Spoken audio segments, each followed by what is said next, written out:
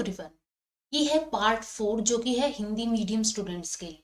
इसके अंदर हम डिस्कस करेंगे सेक्सुअल रिप्रोडक्शन के अंदर कंजुगेशन के बारे में। लास्ट वीडियोस में हम बैक्टीरिया के जनरल कैरेक्टरिस्टिक फीचर्स, उसकी शेप्स के बारे में और ग्राम पॉजिटिव और ग्राम नेगेटिव बैक्टीरिया के बारे में, इसके अलावा फ्लैजिलेशन कैसे होते हैं, कैसे कैसे टाइप के फ्लैजिला होते हैं बैक्टीरिया के अंदर, एंड एसेक्सुअल रिप्रोडक्शन, ये हम टॉपिक्स डिस्कस कर चुके हैं। इन टॉपिक्स के जो भी पीडीएफ है, नोट्स है, वो आपको टेलीग्राम चैनल पे मिल जाएंगे। टेलीग्राम चैनल आप ज्वाइन कर सकते हैं एंड वीडियोस के लिंक आपको डिस्क्रिप्शन में मिल जाएंगे, वहां से आप देख सकते हैं।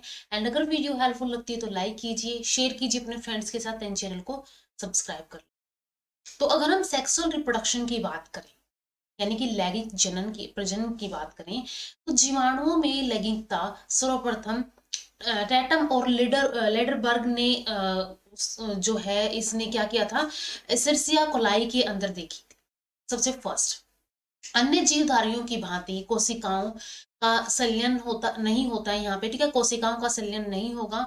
जीवाणु में लैंगिक जनक का मुख्य लक्षण आनुवांशिक पदार्थ का विनिमय, यानी कि जो जेनेटिक मटेरियल है, आनुवांशिक पदार्थ है उसका यहाँ पे क्या होगा, एक्सचेंज होगा।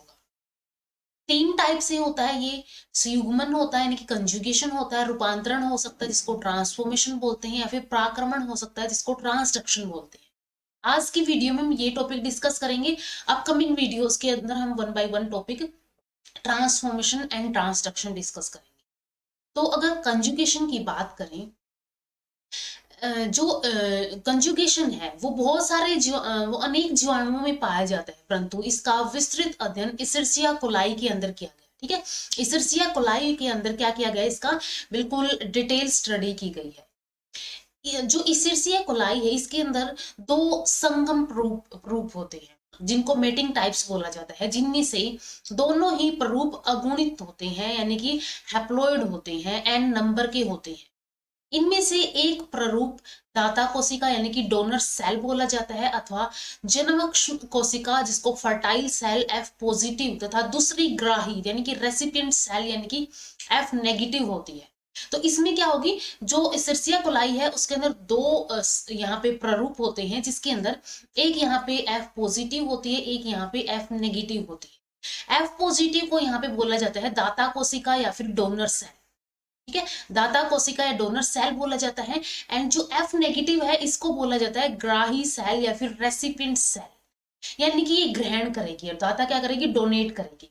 लाइक इस डायग्राम के अंदर अगर हम देखें तो ये क्रोमोसोम हो गए यहाँ पे, इसके अंदर ये एफ फैक्टर है यानी कि एफ प्लाज्मिड, या फिर इसको हम डोनर सेल बोल सकते हैं। इसके अंदर कोई एफ फैक्टर नहीं है, तो ये क्या होगी, एफ नेगेटिव होगी, और ये कैसी होगी, एफ पॉजिटिव। इसके बाद इन दोनों सेल का क्रोमोसोम डुप्लीकेट होगा और एक क्या हो जाएगा, एक प्लाज्मिड दूसरे के अंदर यहाँ पे, या फिर क्रोमोसोम दूसरे के अंदर डुप्लीकेट क्रोमोसोम ट्रांसफर कर दिया जाएगा। जब 2 विपरीत प्ररूप का मीनिंग है जिसके अंदर एक एफ पॉजिटिव और एक एफ नेगेटिव हो, कि कोशिकाएं निकट आती है, ठीक है, जैसे कि ये एफ पॉजिटिव की कोशिका है, ये एफ नेगेटिव की कोशिका, ये दोनों जब निकट आएंगी, पास आएंगी, तो दाता कोशिका लैंगिक रोमो जिनको सेक्स पिलाई बोलते हैं की सहायता से ग्राही कोशिका से सेलन हो जाती है। ठीक है, इससे क्या हो जाएगी, इससे मिल जाएगी, इसके पास पिलाई होते हैं जिनको सेक्स पिलाई या फिर लैंगिक रोमे बोला जाता है, उनकी हेल्प से दोनों प्ररूपों के संलग्न बिंदु पर संयुग्मक नलिका बनती है। अब ये जहां से मिले हैं वहां पे कंजुगेशन ट्यूब या फिर इसको संयुग्मक नलिका बोलते हैं, ये बन जाएगी, जिसके द्वारा दाता कोशिका आनुवांशिक पदार्थ ग्राही कोशिका में प्रदान करते हैं। यानी कि ये जो एफ पॉजिटिव ये जो यहाँ फैक्टर है, ये क्या कर देगी, इसके अंदर ट्रांसफर कर देगी। इसकी हेल्प से करेगी, इस कंजुगेशन ट्यूब की हेल्प से करेगी। दाता कोशिका जिसे नर प्ररूप यानी कि इसको मेल टाइप भी कहा जाता है, एक विशिष्ट लक्षण इनके गुणसूत्र यानी क्रोमोसोम में पाए जाते हैं, जिनको उर्वरता कारक या फिर फर्टिलिटी फैक्टर या फिर एफ फैक्टर की उपस्थिति होती है, एफ फैक्टर बोला जाता है। तो ये जो दाता कोशिका है, इस दाता कोशिका को डोनर सेल बोला जाता है, तो इसके पास एक अलग से F प्लस या फिर एक विशिष्ट फर्टिलिटी फैक्टर देखने को मिलता है, जो कि दूसरी जो रेसिपिएंट होगी, ग्राही होगी, या फिर हम बोल सकते ग्राही कोशिका होगी, उसके अंदर नहीं होगा। यह कारक जब दाता कोशिका से ग्राही कोशिका को स्त्री रूप या फिर फीमेल टाइप कहते हैं, में चला जाता है, तो ग्राही कोशिका भी F पॉजिटिव में परिवर्तित हो जाती है। ठीक है, जब ये क्या करेगा, जैसे कि एक सेल ये थी, इसके अंदर F पॉजिटिव था, जिसको हमने बोला था दाता कोशिका। एक यहाँ पे ये कैसी थी, ये F नेगेटिव थी। अब इनके बीच में यहाँ पे क्या होगा, एक नलिका बनेगी, कंजुगेशन ट्यूब बनेगी, जिसकी हेल्प से ये F पॉजिटिव वाला जो फैक्टर है इस F नेगेटिव यानी कि इस ग्राही सेल के अंदर भेज दिया जाएगा। अब इसके बाद ये सेल कैसे बन जाएगी, ये F पॉजिटिव बन जाएगी। ठीक है, ये F पॉजिटिव बन जाएगी। संयुग्मन में पूर्वदाता जीवाणु कोशिका के वल्लित यानी रिंग डीएनए की पुनरावृत्ति यानी कि रेप्लिकेशन होती है। हमने देखा था इसके अंदर जो इसका क्रोमोसोम होगा या फिर जो भी डीएनए होगा वो ऐसे रिंग स्ट्रक्चर में था। ठीक है, रिंग था, जो ये सर्कुलर होते हैं, और इसकी एक कॉपी बन जाएगी, ये डुप्लीकेट कर जाएगा। ठीक है, इसकी पुनरावृत्ति होगी। इस प्रकार निर्मित द्विक गुणसूत्र यानी कि जैसे ये बना है, ये वाला दोबारा फॉर्म हुआ है यानी कि डुप्लीकेट हुआ है, तो डुप्लीकेट क्रोमोसोम F कारक के निकट से टूट जाता है। यानी कि ये जो यहाँ पे एक F फैक्टर होगा या फिर F कारक होगा, वहां से टूट जाएगा, परंतु इसकी द्विरुज़िकी यानी कि डबल हेलिकल स्ट्रक्चर विक्षुब्ध नहीं होती, यानी कि ये ऐसा ही रहेगा। और ये टूट के कहाँ जाएगा, ये टूट के इस नलिका के थ्रू ये इस ग्राही सेल के अंदर एंटर कर जाएगा।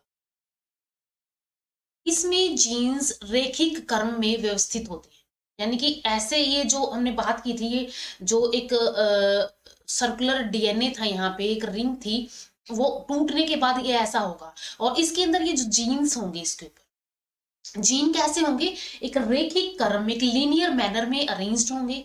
टूटा हुआ द्विक गुणसूत्र अब दाता कोशिका से ग्राही कोशिका को स्थानांतरित कर देता है।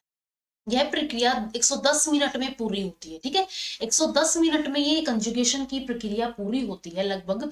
इस प्रक्रिया में गुणसूत्र F कारक वाला सिरा सबसे बाद में ग्राही कोशिका में प्रवेश करता है। जैसे कि अगर हम बात करें कि यहाँ पे F पॉजिटिव फैक्टर प्रेजेंट है, तो ये वाला सिरा, ये और ये क्या हो गई, ये ग्राही सेल हो गई जिसके अंदर F नेगेटिव है, और यहाँ पे F पॉजिटिव वाली सेल हो जाएगी, और ये क्या है, यहाँ पे कंजुगेशन ट्यूब है। तो जहां पे ये F पॉजिटिव फैक्टर है, वो वाला सीरा सबसे लास्ट में जाएगा। ठीक है, वो वाला सीरा क्या होगा, सबसे लास्ट में जाता है। सामान्यतः संयुग्मन की प्रक्रिया बहुत कम समय तक चालू रहती है, यानी कंटिन्यू रहती है, जिसके कारण संपूर्ण द्विक गुणसूत्र का स्थानांतरण संभव नहीं होता है। अब एक तो इसका था ही, दूसरा इसने जो बनाया था वो टूट गया था। टूटने के बाद ये F नेगेटिव सेल के अंदर या फिर ग्राही कोशिका के अंदर एंटर कर रहा था। अब क्या होता है, जब तक ये पूरा नहीं जाता, उससे पहले ये ट्यूब थी, ये टूट जाती है। ठीक है, उससे पहले ही ये ट्यूब जो है टूट जाती है, जिसकी वजह से यहाँ पे गुणसूत्र का स्थानांतरण पूर्ण रूप से संभव नहीं होता। ऐसी स्थिति में नवनिर्मित आनुवंशिक कर जेनेटिक हाइब्रिड जो बनेगा अथवा पुनर्योजन कोशिका, जिसको रिकम्बिनेंट सेल बोलेंगे, केवल आंशिक रूप से ही द्विगुणित होती है। क्योंकि इसके अंदर, जैसे कि यहाँ पे अगर हम बात करें कि यहाँ पे थे ABCDE, जो भी यहाँ पे थे EF, ये जीन इसके ऊपर थे, तो लाइक यहाँ पे इतनी ये टूट गई थी, इतनी पहुंच पाए, तो यहाँ पे DEF ये पहुंच गई। ठीक है, ये पहुंच जाएंगे और ये क्या करेंगे, ये एक रिकम्बिनेंट सेल बना लेंगे, क्योंकि इसके अंदर यहाँ पे ये रिकम्बाइन हो जाएगा दोबारा से, तो ये एक रिकम्बिनेंट बन जाएगी। या फिर इसको हम बोल सकते हैं ओरिजिनल के अंदर जो सीक्वेंस था वो ABCD इतना था, अब ये पहुंचा है अलग सीक्वेंस, यानी आधा सीक्वेंस पहुंचा है। तो एक जेनेटिक हाइब्रिड या फिर यहाँ पे पुनर्योजन कोशिका यानी कि रिकम्बिनेंट सेल बना लेंगे। प्रायद्विक गुणसूत्र के F कारक के स्थानांतरण से पूर्व ही संयुग्मन रुक जाता है, यानी कि इस F कारक, हमने बोला था कि F कारक सबसे लास्ट में जाता है, तो इसके ट्रांसफर होने से पहले ही वहां पे जो कंजुगेशन है वो रुक जाती है।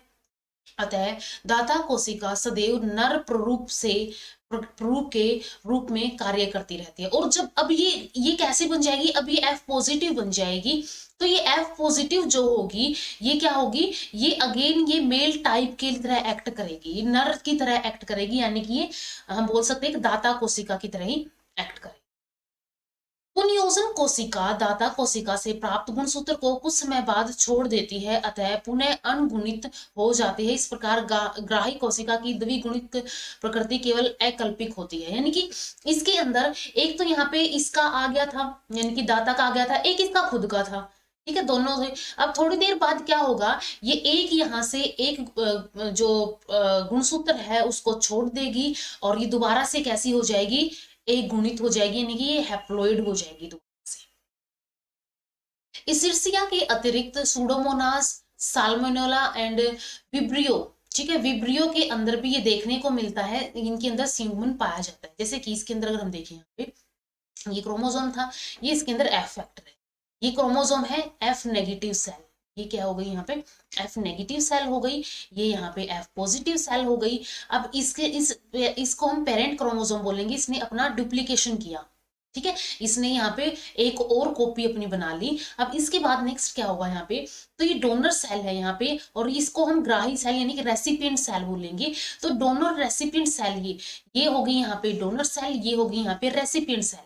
कंजुगेशन के अंदर क्या होता है, ये फिजिकली मीट करती है, तो एक दूसरे से अटैच होगी। अटैच किसके थ्रू होती है, सेक्स पिलाई के थ्रू होती है। और यहाँ पे कंजुगेशन ट्यूब बनती है, एक नलिका बनती है, जिसकी हेल्प से यहाँ पे ये जो बना था ये टूट जाएगा, और ये क्या करेगा, ये इस रेसिपिएंट यानी ग्राही कोशिका के अंदर एंटर करेगा। और इसमें भी हमें पता है कि जो एफ फैक्टर है वो सबसे लास्ट में एंटर करता है। तो रेसिपिएंट सेल के अंदर आ गया, इसके बाद रेसिपिएंट सेल के अंदर ये आ गया और ये टूट जाएगी, रेसिपिएंट सेल के अंदर आ गया।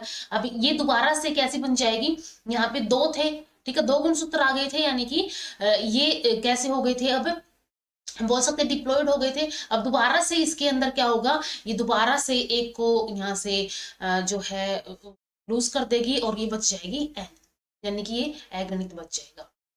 तो स्टेप बाय स्टेप ये जो कंजुगेशन की प्रोसेस है, ये ह्यूमन की प्रोसेस है, वो चलती रहती है बैक्टीरिया के अंदर। तो इस वजह से भी इसके अंदर क्या हुआ, यहाँ पे इसके क्योंकि हमें पता है कि सेक्सुअल रिप्रोडक्शन बैक्टीरिया के अंदर यही बोली जाती है कि उसके अंदर एक्सचेंज ऑफ जेनेटिक मटेरियल होता है। तो यहाँ पे इस जेनेटिक मटेरियल का एक्सचेंज इसके अंदर हो गया है फीमेल के अंदर, या फिर हम इसको बोल सकते हैं ग्राही कोशिका के अंदर। तो इस वे में इसके अंदर कंजुगेशन चलती है। तो इस वीडियो में इतना ही। नेक्स्ट वीडियो हम डिस्कस करेंगे ट्रांसफॉर्मेशन के बारे में। अगर वीडियो हेल्पफुल लगी हो तो लाइक कीजिए, शेयर कीजिए अपने फ्रेंड्स के साथ, एंड चैनल को सब्सक्राइब कर लीजिए। Thank you so much.